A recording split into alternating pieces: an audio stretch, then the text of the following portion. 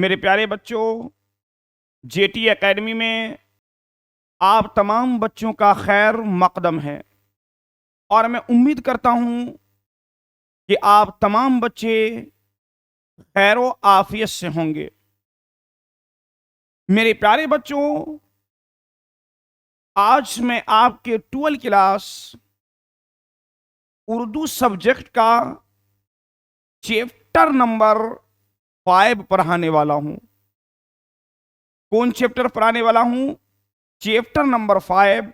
वो chapter number 5 है आपका हिजरत क्या है। वो चैप्टर नंबर 5 क्या है? हिजरत क्या है। और मैं आप तमाम बच्चे को चैप्टर 1 से चैप्टर 4 तक जितने भी चैप्टर पढ़ाए हैं, हर एक चैप्टर के अंदर मैंने बताया है कि आपके जो बोर्ड के इम्तिहान में ज्यादातर सवाल किए जाते हैं, वो जो चैप्टर के मुसन्निफ और लेखक होते हैं उसी के मुतालिक आपके बोर्ड के इम्तिहान में ज्यादातर सवाल किए जाते हैं। तो आपका जो चैप्टर नंबर 5 हिजरत है, इसके मुसन्निफ के बारे में हम जानते हैं कि इसके मुसन्निफ और लेखक कौन है। तो मेरे प्यारे बच्चों, चैप्टर नंबर 5 हिजरत, इसके जो लेखक और मुसन्निफ है वो है अहमद जमाल पाशा। कौन है इसके मुसन्निफ और लेखक? इसके मुसन्निफ, हिजरत के मुसन्निफ है अहमद जमाल पाशा। और चैप्टर नंबर 5 आपका जो ये हिजरत है वो क्या चीज है? इंशाइया है, खाका है, अफसाना है या नाबिल है? क्या चीज है? तो वो चैप्टर नंबर 5 आपका इंशाइया है। क्या है? वो चैप्टर नंबर 5 आपका इंशाइया है। अब इंशाइया किसे कहते हैं? वो चैप्टर नंबर 4 में मैं बाज़ाब्ता तौर पर आप तमाम बच्चे को बता चुका हूं कि इंशाइया किसे कहते हैं। इंशाइया उसे कहते हैं जिसके लिखने का तरीका अलग हो और जिसके लिखने का तरीका बिल्कुल नया हो, उसी को इंशाइया कहते हैं। जो बच्चे हमारे चैप्टर नंबर 4 को नहीं देखे हैं, वो जरूर जाकर चैप्टर नंबर 4 को देख ले कि इंशाइया किसे कहते हैं। अब आइए, जो हिजरत के मुसन्निफ अहमद जमाल पाशा है, उसके मुतालिक हम कुछ जानकारियां हासिल कर लेते हैं ताकि आने वाले बोर्ड के इम्तिहान में हमें परेशानी का सामना ना करना पड़े। तो मेरे प्यारे बच्चों, अहमद जमाल पाशा 1929 में इलाहाबाद के मोहल्ले खलदाबाद में पैदा हुए और उन खलदाबाद में पैदा हुए। यानी अहमद जमाल पाशा जो है 1929 में इलाहाबाद के मोहल्ले एक खलदाबाद है, वहीं पैदा हुए। कहाँ पैदा हुए मेरे प्यारे बच्चों? अहमद जमाल पाशा 1929 में इलाहाबाद के मोहल्ला खलदाबाद है, वहीं उनकी पैदाइश हुई। उनके वालिद का नाम सुजात हुसैन था। क्या था मेरे प्यारे बच्चे? उनके वालिद का नाम सुजात हुसैन था और उनके दादा का नाम नजफ अली था। क्या था मेरे प्यारे बच्चों? उनके वालिद का नाम सुजात अली और दादा का नाम नजफ अली था। सुजात हुसैन की 2 शादियां हुई थी। यानी अहमद जमाल पाशा के जो वालिद साहब थे सुजात हुसैन, उनकी 2 शादियां हुई थी। 2 शादियां हुई थी। अहमद जमाल पाशा दूसरी बीबी सरवरी खातून के वतन से थे।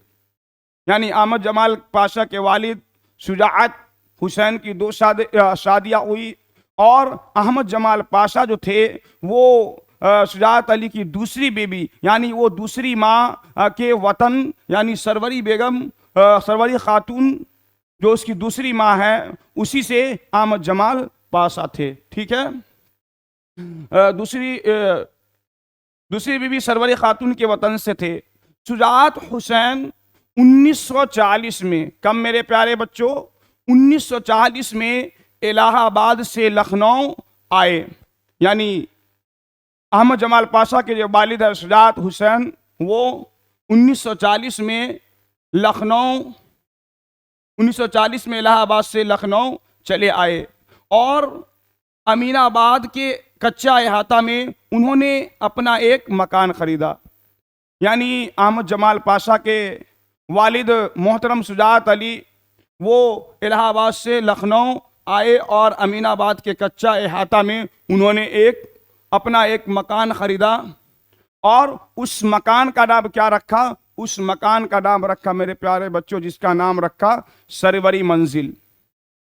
वो एक मकान खरीदे और उस मकान का नाम सरवरी मंजिल रखा, जो अहमद जमाल पाशा के वालिदा के नाम से। आपके इम्तिहान में इस तरह सवाल किए जाएंगे कि अहमद जमाल पाशा ने जो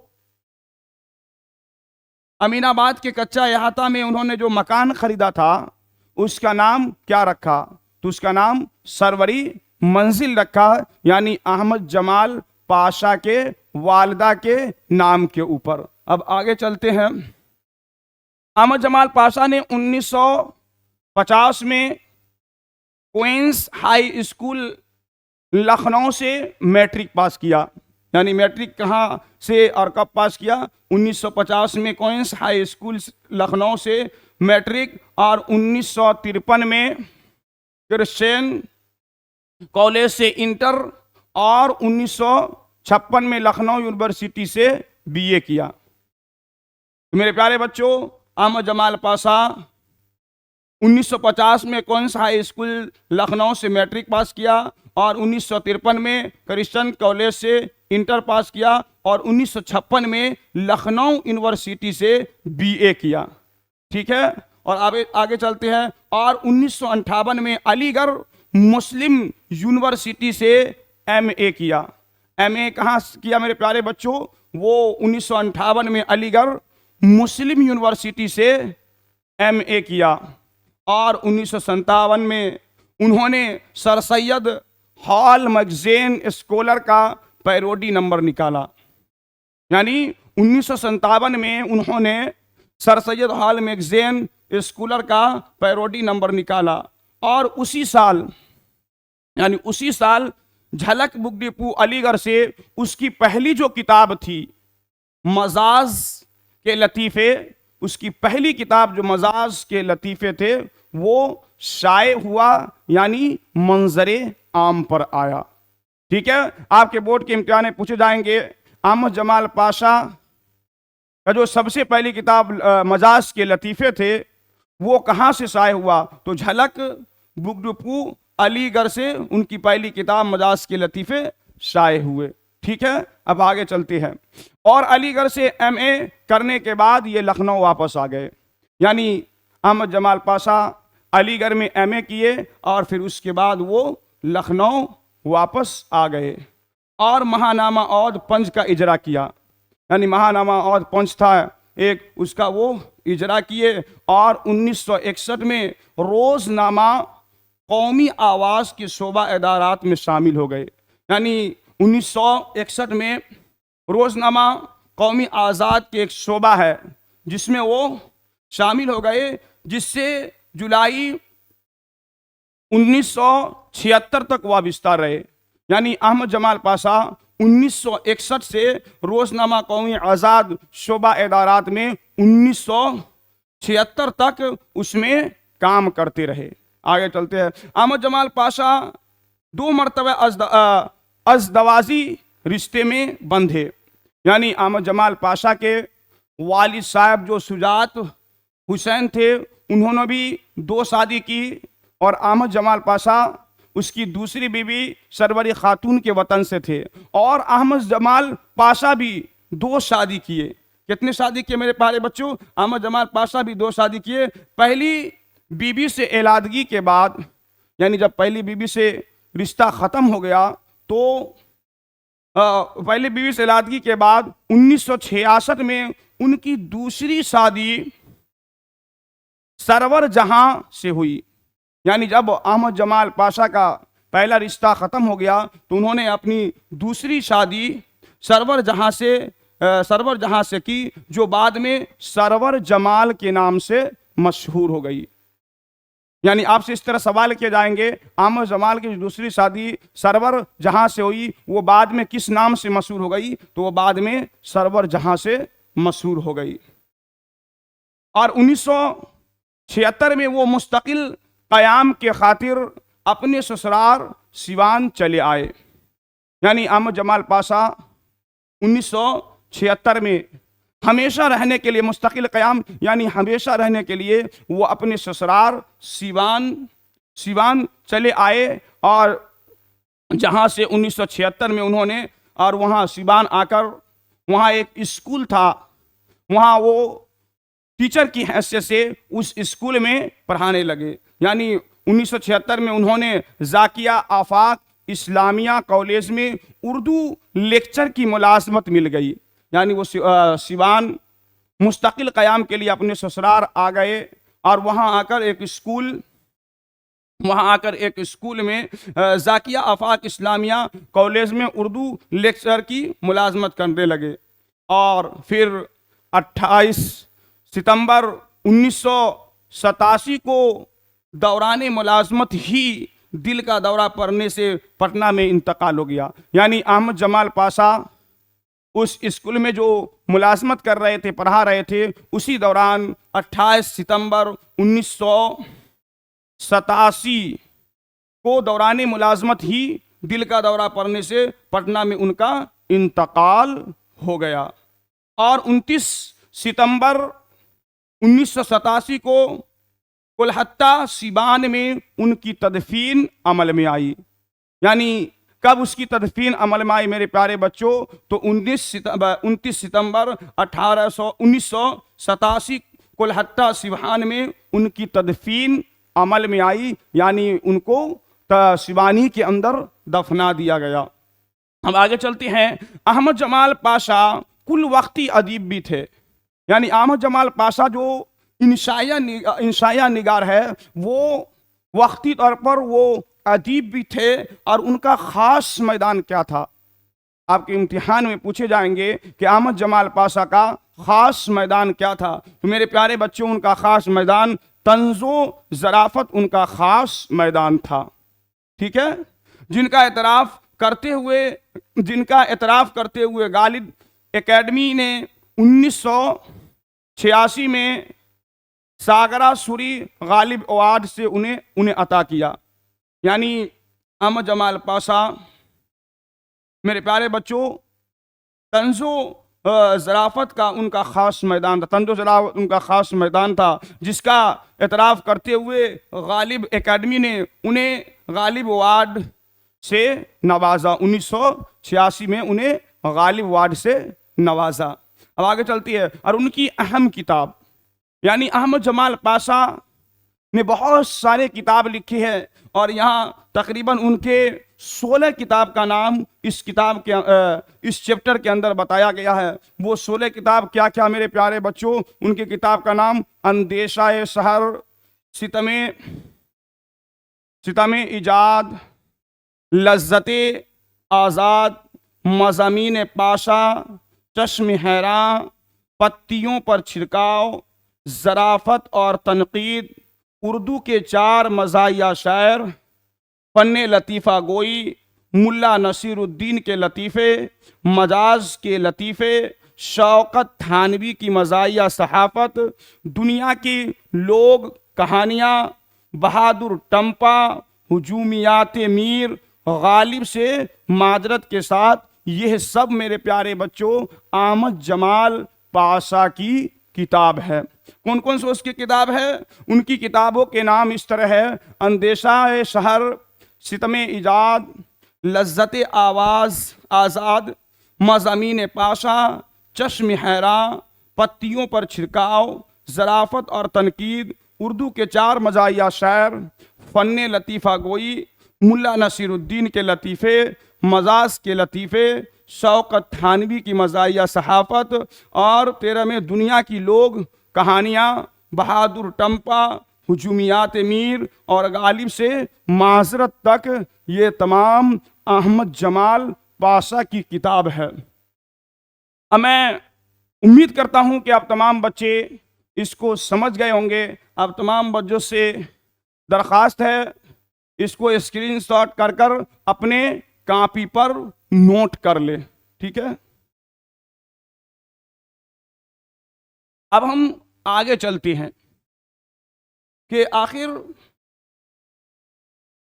इस चैप्टर के अंदर अहमद जमाल पाशा ने किस चीज को बयान किया है, यानी इस चैप्टर के अंदर किसे अहमद जमाल ने बयान किया है। तो आपका चैप्टर था मेरे प्यारे बच्चों हिजरत।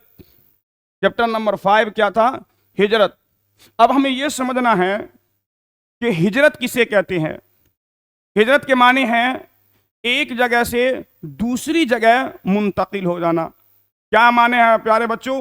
एक जगह से दूसरी जगह मुंतकिल हो जाना, यानी अपने घर और वतन को छोड़कर ऐसी जगह चले जाना जहां मुकम्मल तौर पर रहने की आज़ादी हो, यानी अपने घर और वतन छोड़कर दूसरी जगह चले जाना, इसी को हिजरत कहते हैं। और हम सब के प्यारे नबी जनाब मोहम्मदुर रसूलुल्लाह सल्लल्लाहु ताला अलैहि वसल्लम ने अपने सहाबा के साथ मक्का मुअज़्ज़मा से मदीना मनव्वरा हिजरत किए थे, ठीक है। हिजरत की तारीफ समझ गए, हिजरत किसे कहते हैं। तो आगे चलिए, इस चैप्टर के अंदर अहमद जमाल पाशा क्या बता रहे हैं। रेलवे स्टेशन के नज़दीक बंजारों यानी खाना बदोश की बस्ती थी। अहमद जमाल पाशा कहते हैं कि रेलवे स्टेशन के नज़दीक बंजारों यानी खाना बदोश उसे कहते हैं जिसके रहने का कोई अपना ठिकाना ना हो, कभी यहाँ रहता हो कभी वहाँ रहता हो। तो उसी को अहमद जमाल पाशा कहते हैं कि रेलवे स्टेशन के नज़दीक बंजारों यानी खाना बदोश की एक बस्ती थी। और जब मैं वहाँ जाता था तो बहुत ज़्यादा चहल पहल और बहुत खुशनुमा मालूम होता था, क्योंकि वहाँ औरतें भी थी, बच्चे भी थे, मर्द भी थे, कुत्ता बिल्ली वगैरह हर एक चीज़ वहाँ मौजूद होते थे। अहमद जमाल पाशा कहते हैं कि जब हम वहाँ जाते तो देखते औरत जो हैं वो टोकरियाँ बीन रही हैं, लड़कियाँ खाना पका रही हैं, और बच्चे जो है वो करतब दिखा रहे हैं, और बिल्ली और कुत्ता जहाँ खाना बन रहा है वहाँ पर वो बैठा हुआ है, उस का के खाना बने और उस खाना को हम खाएं। फिर अहमद जमाल पाशा कहते हैं कि मैं दिन में 2-3 मरतबा खाना बदोश की बस्ती में ज़रूर जाया करता था। आगे अहमद जमाल पाशा कहते हैं कि एक दिन मैं रेलवे स्टेशन के बस्ती के करीब गया तो मैंने देखा कि जो खाना बदोश थे वो अपना सारा सामान अपने गधे यानी खच्चर पर लाद कर वो वहाँ से जा रहे हैं। अहमद जमाल पाशा ने सोचा कि यहाँ से जाकर अब वो जगह की तलाश करेंगे और जहाँ जगह मिलेगा फिर वो अपना घर बनाएंगे। उसी को अहमद जमाल पाशा ने कहा उनके लिए हर मुल्क मुल्क मास्त है, यानी पूरा सारा मुल्क उसका अपना है, यानी वो खाना बदोश जहाँ चाहे जिस जगह चाहे वो अपना घर बनाकर पड़ाव डालकर वो वहाँ पर रह सकता है, उसके लिए कोई रोक ठोक नहीं है। उसी के लिए कहा उनके लिए हर मुल्क मुल्क मास्त है, यानी सारा मुल्क उसका अपना है, सारा मुल्क हमारा है। हर मुल्क मुल्क मास्त का मतलब क्या हुआ मेरे प्यारे बच्चों कि सारा मुल्क हमारा है। अब आगे चलते हैं। अहमद जमाल पाशा कहते हैं कि मुहज़्ज़ब इंसान खाना बदोश के मामले में बहुत कमज़ोर है, यानी जो मुहज़्ज़ब इंसान इस दुनिया के अंदर रहते हैं, अहमद जमाल पाशा कहते हैं कि खाना बदोश के मुकाबले में वो बहुत कमज़ोर है। क्यों मेरे प्यारे बच्चों? क्योंकि खाना बदोश जितनी परेशानी और मुशक्क़त उठाते हैं वो मुहज़्ज़ब इंसान उतनी परेशानी और मुशक्क़त नहीं उठाते हैं। मुहज़्ज़ब इंसान एक मरतबा मेहनत और मुशक्क़त करके एक मरतबा अपना घर बना लेते हैं और कितनी पीढ़ियाँ उस घर के अंदर गुजर जाते हैं, लेकिन खाना बदोश जो होते हैं वो महीना 10 दिन में अपने घर को बनाते हैं और बहुत ज़्यादा मुशक्क़त करते हैं। इसी वजह से अहमद जमाल पाशा कहते हैं कि मुहज़्ज़ब इंसान खाना बदोश के मामले में बहुत कमज़ोर है। और फिर वो आगे कहते हैं कि खाना बदोश मासूम बच्चे के रेत के घर के मानिंद है। देखिए, मासूम बच्चे का रेत मैं यहाँ बना दिया हूँ। जो बच्चे नहीं देखे हैं, जिसको नहीं मालूम है, मैंने यहाँ बाज़ाब्ता बोर्ड पर आपके मासूम बच्चा है और वो रेत में जो घर बना रहा है उसको मैं लगा दिया हूँ, तो ताकि आप तमाम बच्चे अच्छी तरीके से इसको समझ सके। यानी खाना बदोश मासूम बच्चे के रेत के घर के मानिंद है।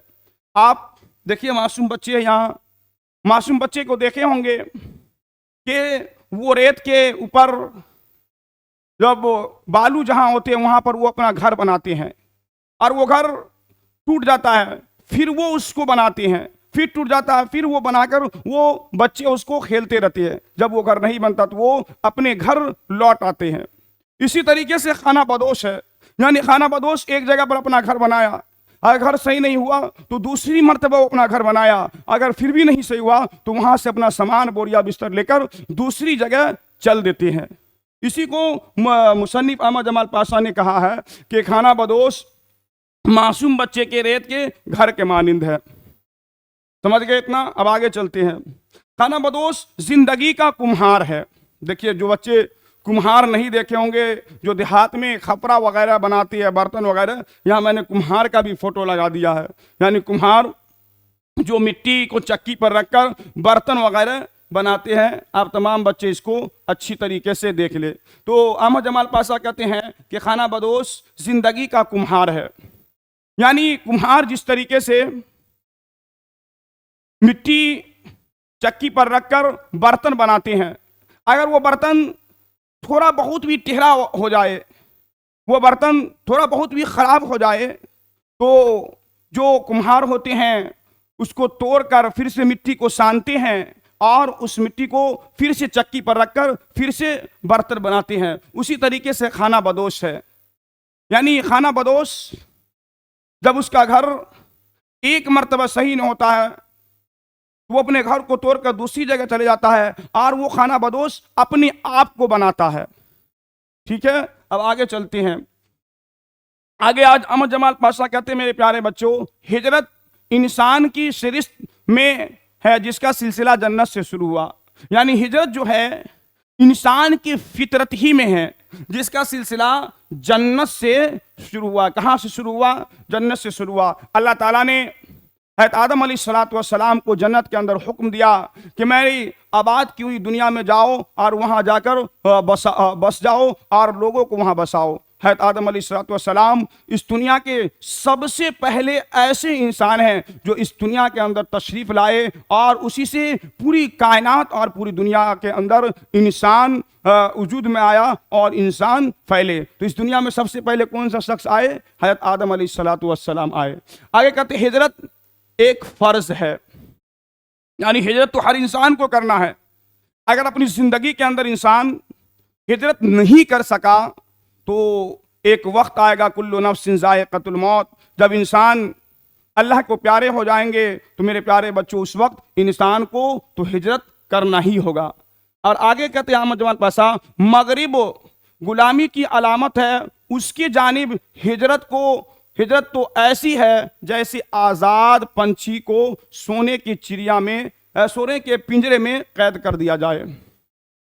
आगे अहमद जमाल पाशा कहते हैं कि मगरिब गुलामी की अलामत है, उसके जानिब हिजरत तो ऐसी है जैसे आज़ाद पंछी को सोने के पिंजरे में कैद कर दिया जाए। यानी मगरिब से मुराद पश्चिम लिए हैं।